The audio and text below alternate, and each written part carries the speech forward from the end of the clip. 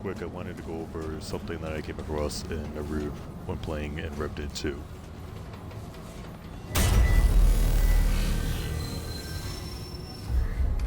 When playing in Remnant 2, you'll come across this map right here, right, Naruto?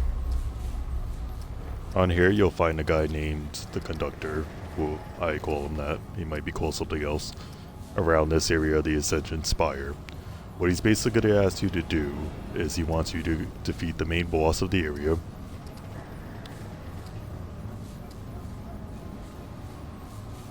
Around this area over here.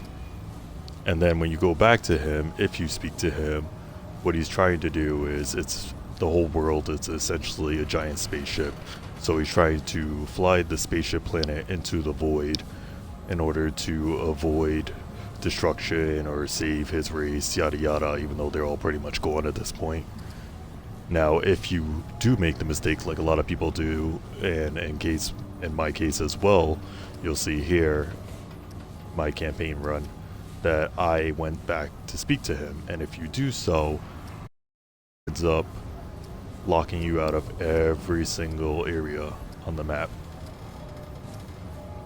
Now, this would be fine if you didn't want to explore some more, unlock gear, do side quests, etc., which I'm sure most people would like to do. You know, there's a lot on this area that you're gonna miss if you don't see it through all the way.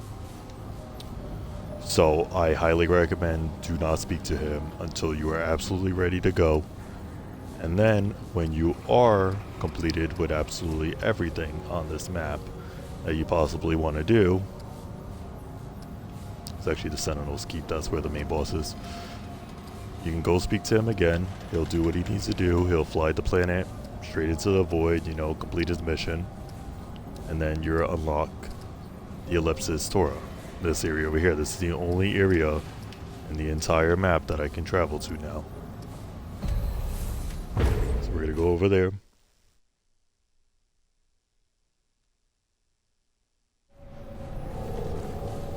Now in this area, I mean, there's not much going on, as you can see. It's a nice site, but it's just pretty much either the void or a black hole, something like that. If you walk over here, you'll find this little audio recording. It's of the Conductor. Today marks our 20,000th year. 1 millennia since we began scouring the stars in search of life, hope, connection.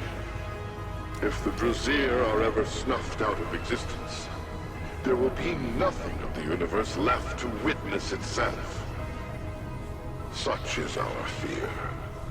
We will find life, foster it if necessary, commune with it if possible.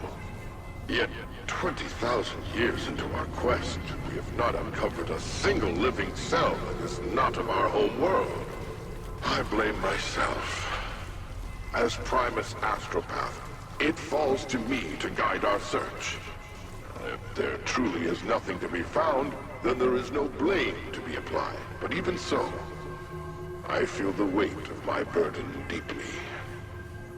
Yet, I sit with my hope. None understand the expanse of the universe more intimately than the astropaths. We who can see the stellar currents as they stretch from one galactic horizon to the next. Numerous though we may be, the Brazier are but a single mote in a vast ocean. If even one other such mote exists, it will take a great deal of time to find. And for the purposes of this endeavor, time is our friend. Yeah, so he basically just did exactly what I said. He succeeded in, you know, launching his ship into the void. They're looking for a place to settle down or other Jazir, and looks like it's not going so good for him like the rest of the world of Remnant. You know, everyone's affected by the root and all the other bad stuff going on. So, good luck to you, buddy. But there is one other thing that I want to make a note of that you can find in this area as well. I already have it, of course, and it's actually equipped. It's my favorite kind of relic. So the relics are what you use to essentially heal. It's the, you know, the potions, the elixirs, etc. It's called the Void Heart. Now, on this says It says on use reduces incoming damage by 50%, so you take 50% less damage, and then after 4 seconds it replenishes you to 100%. So you will heal no matter how many upgrades you have, how many, you know, rings or abilities you have equipped that increases your consumable healing effectiveness. You don't need them because this one will increase your health to max at every time. The only issue is that you have to wait a few seconds before it activates. So if you're in a pinch, you need to, you know, either avoid the enemies or run around for a few seconds or whatever. It's actually my favorite one. I usually go to this one for my relic. As you can see, I have all these other ones. I'm pretty sure this is like most of the ones that you can get in the entire game. But I always go back to the Void Heart, so that you can find in this area as well, like I said, and then you can, you know, upgrade the charges as you see fit. Like I have, you know, critical damage, critical chance, elemental, because I have a lot of elemental and status weapons equipped as well. I can make another video about the different types of rings and builds and stuff like that if anybody cares, but at a later date. But yeah, I just wanted to go over that real quick.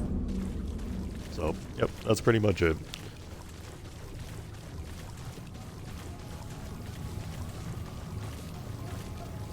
Now you can obviously always go back to Narud as your map selection and the adventure mode.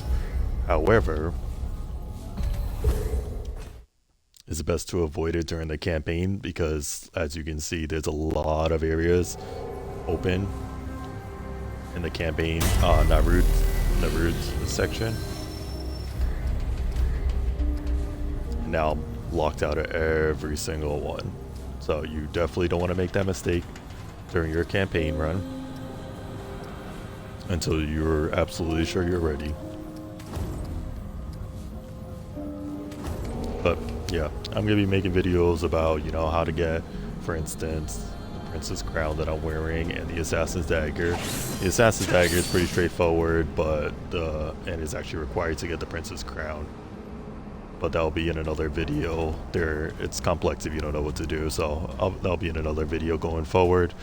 If you did like this video, if it helped you at all, gave you a little bit of insight, please just like and follow. I'm just starting off on YouTube and also Twitch too, so if you want to follow me on either of those, that'll be much appreciated. Even just a like will help out a lot. Thank you, and stay safe.